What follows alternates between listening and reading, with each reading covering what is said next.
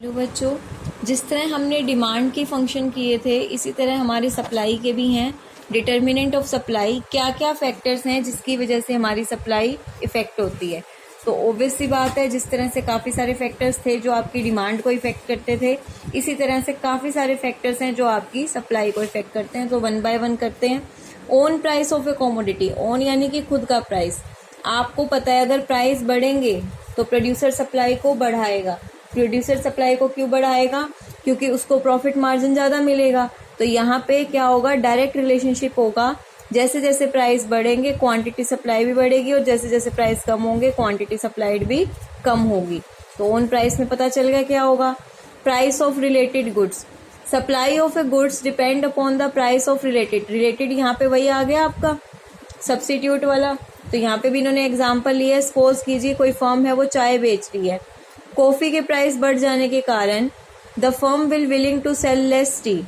Coffee के price बढ़े हैं तो वो कम टी बेचना चाह रही है एग्जिस्टिंग प्राइस पे। क्यों कॉफी वाले ने प्राइस बढ़ा दिए, तो टी वाला कहता है कि मैं भी थोड़ा एक्स्ट्रा प्राइस चार्ज करूंगा, कम प्राइस पे मैं भी कम बेचूंगा क्योंकि मैं स्टोर करके रखूंगा और जब प्राइस बढ़ा के उसको मैक्सिमम पे बेचूंगा।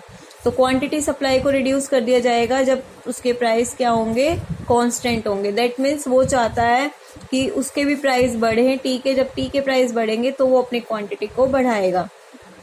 नंबर ऑफ फर्म्स, ऑब्वियसली बात है जितनी ज्यादा फर्म्स होंगी इकोनॉमी में उतनी ज्यादा बाहर मार्केट में क्या होगी, हमारी सप्लाई होगी। Market supply of A commodity depend upon the number of firms.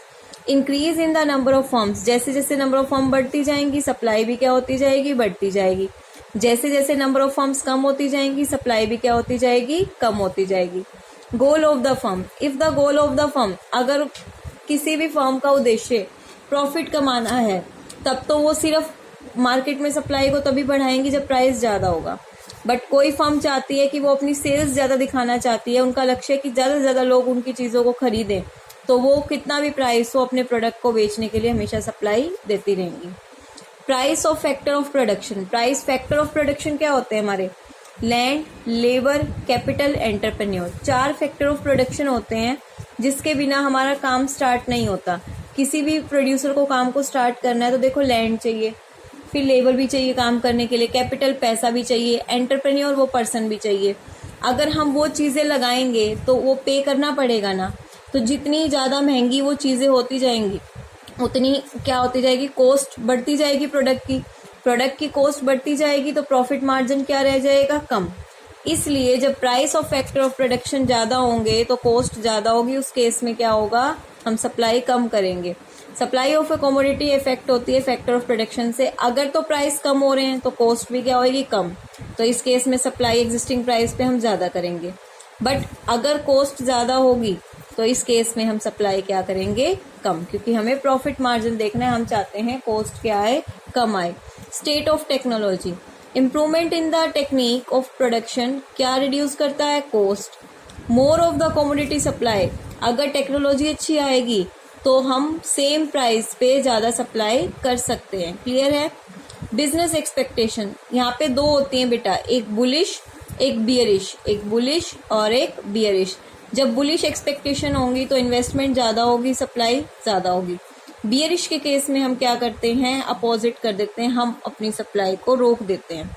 Government policy, government tax और सब्सिडी देती है, टैक्स लगाती है जिससे प्रॉफिट कम होता है, सब्सिडी देगी तो प्रॉफिट हमें ज्यादा होगा। तो अगर टैक्स बढ़ा दिया गया, ठीक है, इससे क्या होगा, थोड़ा सा सप्लाई कम होगी क्योंकि टैक्स के बढ़ने से प्रॉफिट मार्जिन कम हो जाएगा। बट अगर सब्सिडी बढ़ा दी गई तो हम अपनी सप्लाई को क्या कर सकते हैं, बढ़ा सकते हैं। How market supply response to improvement in technology, technology बढ़ेगी तो सप्लाई ज्यादा होगी। बुलिश और बियरिश, बुलिश के केस में आपको पता है इन्वेस्टमेंट ज्यादा होगी, बियरिश में इन्वेस्टमेंट कम होगी। एक लॉ ऑफ सप्लाई कर लेते हैं साथ में। लॉ ऑफ सप्लाई का मतलब क्या होता है, बाकी चीजें कांस्टेंट रहेंगी, सिर्फ किस में चेंज आएगा, on price of a commodity. More of A supplied, ज्यादा चीजें सप्लाई की जाएंगी अगर प्राइस क्या होगा, ज्यादा, और प्राइस कम होगा तो कम। That means there is a positive relationship. किसके बीच में पॉजिटिव रिलेशनशिप है, प्राइस और क्वांटिटी सप्लाइड के बीच में। तो वही सेम देखो, प्राइस बढ़ रहा है, क्वांटिटी भी बढ़ रही है। सेम इसका डायग्राम, डिमांड कर नीचे की तरफ आ रहा था, ये ऊपर की तरफ जाएगा। बाकी सारी चीजें कांस्टेंट जो जो हमने फैक्टर करे हैं ना, सब में no change no change no change. कुछ एक्सपेक्टेशन है जहाँ पे लॉ ऑफ सप्लाई अप्लाई नहीं होता। एग्रीकल्चर है प्रोडक्ट, इसकी सप्लाई नेचुरल फैक्टर्स के कारण भी होती है, मानो बाढ़ आ गई या कुछ हो गई, प्राइस बढ़ गए, पर सप्लाई तो कम है। जरूरी नहीं है कि प्राइस का बढ़ना हमेशा सप्लाई को बढ़ाएगा। बाढ़ आ गई, आपकी सारी फसल खराब है, इस करके स्टॉक कम है तो प्राइस महंगे हुए हैं। सोशल डिस्टिंक्शन, कई बार सोसाइटी में गुड्स को लेकर डिस्टिंक्शन होता है, प्राइस बढ़ने के बाद भी नहीं लेते।